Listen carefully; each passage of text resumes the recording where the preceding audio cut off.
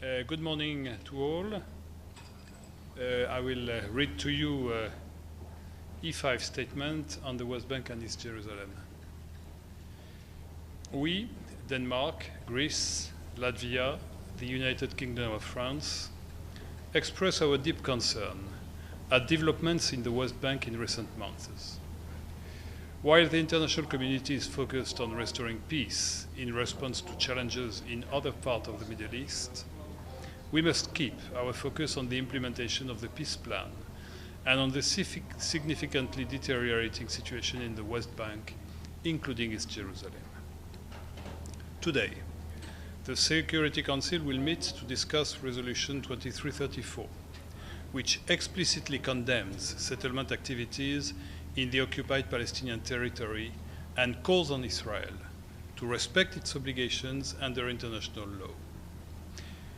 Yet, the Israeli government continues to entrench its control in the occupied Palestinian territory. Not only do these actions contravene international law and Resolution 2334, but they also undermine ongoing efforts for peace in Gaza and implementation of Resolution 2803, as well as prospects for a two-state solution and regional security, including Israel's long-term security. We strongly condemn the continued creation and expansion of Israeli settlements, as well as repeated acts of settler violence against Palestinian civilians. We call on the Israeli government to end its expansion of settlements and administrative powers, ensure accountability for settlers' violence, and investigate allegations against Israeli forces. We are particularly worried by Israel's construction projects in the E1 area, as well as the eviction orders for the Khan al-Ammar community. The E1 settlement development would divide the West Bank in two, further separate East Jerusalem, and constitute a deliberate and direct attack on the viability and contiguity of an independent and sovereign Palestinian state. It would mark a flagrant violation of international law and an unprecedented risk of annexation and forced displacement, which we firmly oppose. We stress that businesses should not bid for construction contracts for E1 or other settlements developments, and underline the legal and reputational consequences for businesses participating in settlement construction.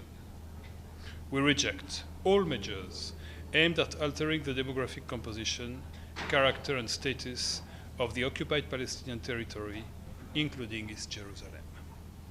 We underline the importance of the preservation and of the respect for the historical status quo of Jerusalem's holy sites. We condemn the repeated violations of this status quo, which pose a threat to regional stability. We also reiterate our call for the immediate resumption of payment by Israel of the tax revenues due to the Palestinian Authority. These revenues are to be transferred to the Palestinian Authority in accordance with the Paris Protocol and are essential for the provision of basic services to the Palestinian population and the implementation of reforms by the Palestinian Authority. Finally, it is also vital that Israel enables the UN, including UNRWA and international NGOs, to operate safely and at scale to deliver their essential work across the occupied Palestinian territory in line with international humanitarian law. The unlawful demolition of UNRWA's headquarters in East Jerusalem is an unprecedented action against a UN agency and undermines UNRWA's ability to deliver essential services to the Palestinians in accordance with its mandate.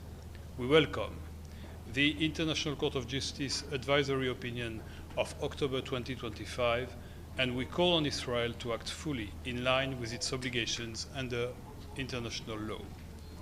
In closing, we reiterate our unwavering support to the two-state solution in accordance with the relevant UN resolutions and in line with the New York Declaration.